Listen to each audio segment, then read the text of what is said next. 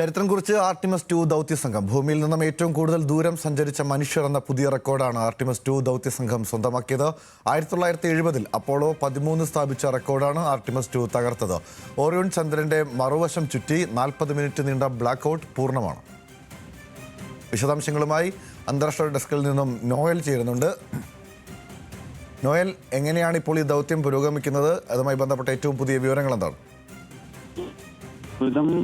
Artemis 2 എന്ന ചാന്ദ്ര ദൗത്യം 7ാം ദിവസത്തിലേക്ക് കടക്കുമ്പോൾ ചരിത്രം കുറിച്ചിരിക്കുകയാണ്. അതായത് ഭൂമിയിൽ നിന്ന് ഏറ്റവും കൂടുതൽ ദൂരം സഞ്ചരിച്ച മനുഷ്യർ എന്ന റെക്കോർഡാണ് ഈ 4 സംഘത്തിന് ലഭിച്ചിരിക്കുന്നത്. ഭൂമിയിൽ നിന്ന് ഏകദേശം 2,52,760 മൈൽ ദൂരമാണ് ഓറിയോൺ പേടകം ഇപ്പോൾ താണ്ടിയിരിക്കുന്നത്. ഇതോടുകൂടി 1970-ലെ നാസയുടെ തന്നെ ദൗത്യമായ അപ്പോളോ 13 സ്ഥാപിച്ച റെക്കോർഡാണ് പഴങ്കഥയായി മാറിയിരിക്കുന്നത്. പേടകം ചന്ദ്രൻ ഏറ്റവും അടുത്തെത്തുന്ന ഫ്ലൈ ബൈ എന്ന പ്രതിഭാസമാണ് ഇപ്പോൾ നടന്നുകൊണ്ടിരിക്കുന്നത്.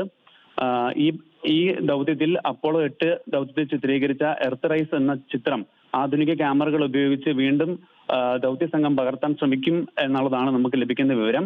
6 മണിക്കൂർ വരെ നീളുന്ന ഈ ഘട്ടത്തിൽ 40 മിനിറ്റോളം ഭൂമിയിൽ നിന്ന് പേടകത്തിലേക്കും തിരിച്ചുമുള്ള ആശയവിനിമയം തടസ്സപ്പെടുന്നു. ഇതിനാണ് ബ്ലാക്ക് ഔട്ട് എന്ന് പറയുക. ഈ ഒരു പ്രതിഭാസം പൂർണ്ണമായും പൂർത്തിയായിരിക്കുകയാണ്. ഈ സമയം ചന്ദ്രൻ പേടകത്തിനും ഭൂമിക്കും ഇടയിൽ മറയായി വരുന്നതിനാലാണ് ഇത്തരത്തിൽ ഈ ആശയവിനിമയം തടസ്സപ്പെടുന്നത്. ഇത് ചന്ദ്രയാത്രയിൽ പതിവുള്ളതാണെന്നും ഇതിനെ നേരിടാനുള്ള എല്ലാ മുൻകരുതലുകളും എടുത്തിട്ടുണ്ടെന്നും നാസ അറിയിച്ചിരുന്നു. നിലവിൽ പേടകം ഇപ്പോൾ ഭൂമിയിലേക്ക് തിരിച്ചെത്താനുള്ള അതിന്റെ ശ്രമങ്ങൾ ആരംഭിച്ചിരിക്കുകയാണ്. ശരി, നോയിലാണ് വിവരങ്ങൾ നൽകിയത്. എന്തായാലും സുപ്രധാനമായ ദൗത്യത്തിന്റെ നിർണായക ഘട്ടം പൂർത്തിയാകുന്നു. ബ്ലാക്ക് ഔട്ട് വിജയകരമായി തന്നെ അവസാനിച്ചിരിക്കുന്നു എന്ന് മനസ്സിലാക്കുന്നു. ഇനി അടുത്ത 6-7 ഘട്ടങ്ങളിലേക്കുള്ള നീക്കമാണ്. അതിനുശേഷം അത് ഭൂമിയിലേക്ക് ഓറിയൺ പേടകം തിരിച്ചെത്തും.